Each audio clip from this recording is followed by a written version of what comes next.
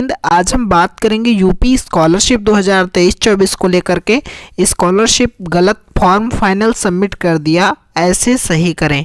यानी मान लीजिए कि आपने फॉर्म फिल करते समय गलती कर दी और फॉर्म को गलत सबमिट कर दिया, तो आपका फॉर्म को कैसे सही करना है, फॉर्म संशोधन कैसे होगा और करेक्शन 2023-24 का कब होगा, कब से स्टार्ट होगा और कैसे होगा और किस किस चीज़ का करेक्शन होगा, सारा कुछ हम आपको इस वीडियो में बताएंगे। उससे पहले डियर स्टूडेंट, मैं आपको बताऊं कि अगर आप इस चैनल पर नए हैं तो चैनल को सब्सक्राइब कर दीजिए, वीडियो को लाइक एंड शेयर कर दीजिए, जिससे आने वाली हर एक वीडियो आपको टाइमली मिलती रहे। इस चैनल पर आपको यूपी स्कॉलरशिप से रिलेटेड हर एक अपडेट मिलती है, चाहे वो कोई न्यूज़ हो या फिर फॉर्म कैसे फिल करना है, करेक्शन कैसे करना है, स्कॉलरशिप कब आएगी, सारा कुछ हम इस चैनल पर बताते रहते हैं टाइम बाय टाइम। ठीक है स्टूडेंट, देखिए सबसे पहले आपको सर्च करना है यूपी स्कॉलरशिप, जो कि यूपी स्कॉलरशिप की ऑफिशियल वेबसाइट होती है, कुछ इस तरह से होती है। इस पर आपको क्लिक करना है। क्लिक करने के बाद आपके पास कुछ इस तरह का पेज ओपन हो जाता है। यूपी स्कॉलरशिप की ऑफिशियल वेबसाइट ओपन हो जाती है।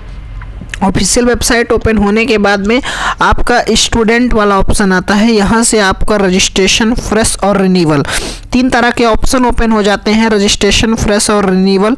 तो जो भी कैटेगरी के स्टूडेंट होंगे वो उस पर क्लिक कर लीजिए। मान लीजिए कि कोई फ्रेश कैटेगरी का स्टूडेंट है तो फ्रेश पे क्लिक करते ही चार तरह के ऑप्शन ओपन हो जाते हैं। इनमें चारों में से आप जो भी कैटेगरी के होते हैं वो सेलेक्ट कर लेते हैं। उसके बाद आपके पास कुछ इस तरह से पेज ओपन होता है। यहाँ पे आपको देख लेना है सारा कुछ। अगर आपका नाम, आपका सारा कुछ सही होता है तो यहाँ पे एक तीन लाइन होती है, जो कि आप देख पा रहे होंगे। यहाँ पे तीन लाइनें हैं। इन तीनों लाइनों में से आपको इस पे क्लिक करना है। जैसे आप इस लाइनों पे क्लिक करते हैं, क्लिक करते ही आपके पास कुछ ऑप्शन ओपन होते हैं, जहाँ पे आता है आवेदन पत्र को संशोधित करें। आवेदन पत्र को संशोधित करे वाले पे क्लिक करके आपको, जैसे आप उस पर क्लिक करते हैं, जब करेक्शन डेट स्टार्ट होती है तो आपके पास कुछ इस तरह का डिटेल्स ओपन हो जाती है।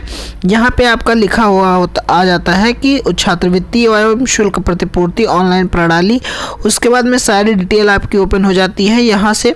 उसके बाद जो भी आपका करेक्शन, मान लीजिए सबसे पहले करेक्शन कब होता है, करेक्शन तभी होगा जब आपका स्टेटस दिखाना स्टार्ट हो जाएगा। तो स्टेटस आपका 20 जनवरी से दिखाना स्टार्ट होगा, जो कि दोबारा से ऑफिशियल अपडेट आई थी।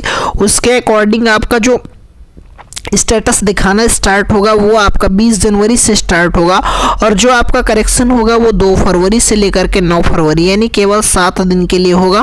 पोर्टल उसमें भी काफ़ी लेट ओपन हो जाता है, कभी पहले ओपन हो जाता है।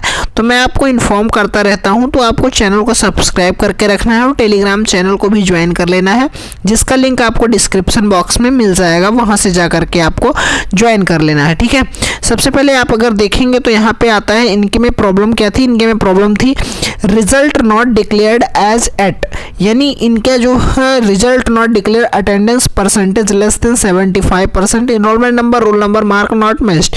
इस वजह से इनका फॉर्म रिजेक्ट कर दिया गया था।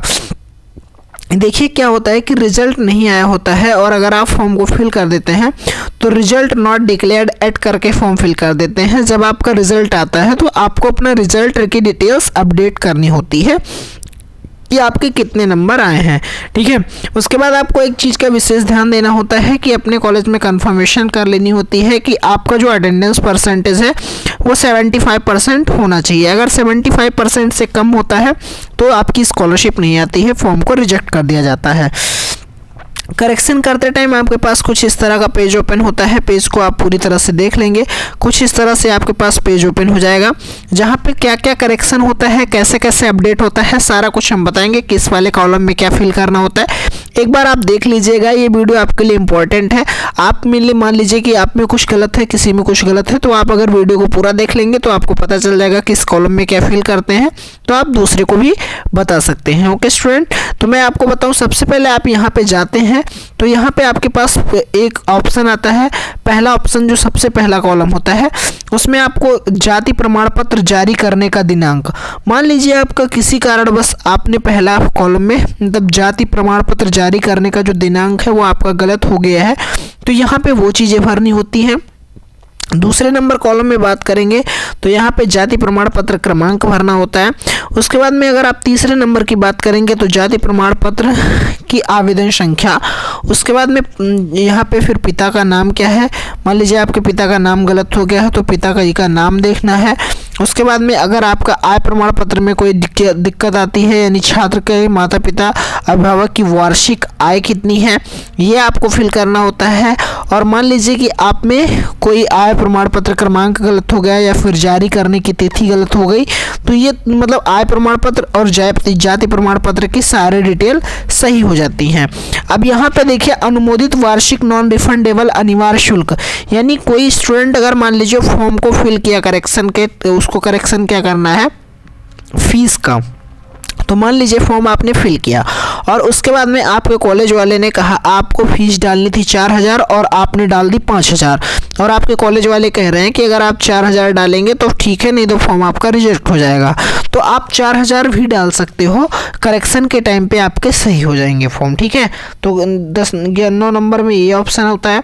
उसके बाद अगर बात करें 10 नंबर की, तो आपके बैंक अकाउंट की कोई डिटेल अगर गलत है तो आप बैंक की कोई भी डिटेल सही कर सकते हैं IFSC कोड। उसके बाद गत वर्ष का परीक्षा फल, यानी गत वर्ष का विवरण भी अगर आप में कोई गलत हो जाता है, मान लीजिए परीक्षा फल हो गया, अंक प्रणाली क्या थी और प्राप्तांक कितना था और पूर्णांक कितना था, यानी कितने में से कितना मिला है, परीक्षा प्रणाली क्या थी, प्रतिशत क्या था, पाठ्यक्रम का प्रकार क्या था, यानी स्वायत्तपोषी या फिर जो भी होता है। उसके बाद यहाँ पे वर्तमान पाठ्यक्रम का विश्वविद्यालय एवं बोर्ड में पंजीकरण क्रमांक, यानी मान लीजिए कोई स्टूडेंट ऐसा है जिसने अपना एनरोलमेंट नंबर गलत फिल किया था या फिर उसको अपना एनरोलमेंट नंबर नहीं पता था, एनरोलमेंट नंबर के स्थान पे उसने अपना कोई और डिटेल फिल कर दी थी, तो वो एनरोलमेंट नंबर फिल करना चाहता है, तो करेक्शन के टाइम पे अगर उसका फॉर्म रिजेक्ट हुआ रहेगा तो करेक्शन के टाइम पे उसको उसके पास पोर्टल ओपन हो जाएगा। डियर स्टूडेंट, मैं बताऊँ कि ये जो मैंने आपको दिखा रहा हूँ ये पिछले वर्ष का है, यानी यहाँ पे पिछले वर्ष की डिटेल सारी कुछ होती हैं। तो अगर आप में अभी जो इस ईयर का है 2023-24 का, इस ईयर का अभी करेक्शन स्टार्ट नहीं हुआ है। करेक्शन मैंने आपको बता दिया कि 2 फरवरी से लेकर के 9 फरवरी के आसपास में होगा। जब भी स्टार्ट होगा मैं बताऊँगा, पहले भी स्टार्ट हो सकता है डियर स्टूडेंट, क्योंकि क्या है कि सबसे पहले क्या हुई थी कि कुछ स्टूडेंट के लिए पोर्टल पहले ओपन कर दिया गया था और कुछ के लिए अब जो डेट बढ़ाई गई है तो वो तो डेट बढ़ाने की है, ठीक है। तो जैसे पोर्टल ओपन होगा आपको इन्फॉर्म करूंगा, आपको करेक्शन करके फॉर्म को फाइनल सबमिट करके कॉलेज में सबमिट कर देना है। अगर आप किसी भी चीज़ का करेक्शन कर रहे हैं तो फॉर्म को अपने कॉलेज में सबमिट करना कंपलसरी है। अगर कॉलेज में सबमिट नहीं करेंगे तो फॉर्म आपके दोबारा से रिजेक्ट कर दिए जाएंगे। करेक्शन उन्हीं स्टूडेंट को करना होता है जिनका फॉर्म कॉलेज से रिजेक्ट हुआ होता है या DWO से रिजेक्ट हुआ होता है किसी न किसी रीजन की वजह से। जिस रीजन की वजह से फॉर्म रिजेक्ट हुआ होता है वो चीज़ें फॉर्म में नीचे आपको रीजन दिखाई देता है और उन चीज़ों को आपको करेक्शन में सही कर लेना होता है। ओके स्टूडेंट, मैं आशा करता हूँ कि ये वीडियो आपके लिए इन्फॉर्मेटिव रही होगी। अगर इन्फॉर्मेटिव रही है तो वीडियो को लाइक करें, शेयर करें, जिससे आने वाली हर एक वीडियो आपको टाइमली मिलती रहे। Okay student, thank you for watching this video में बने रहने के लिए धन्यवाद।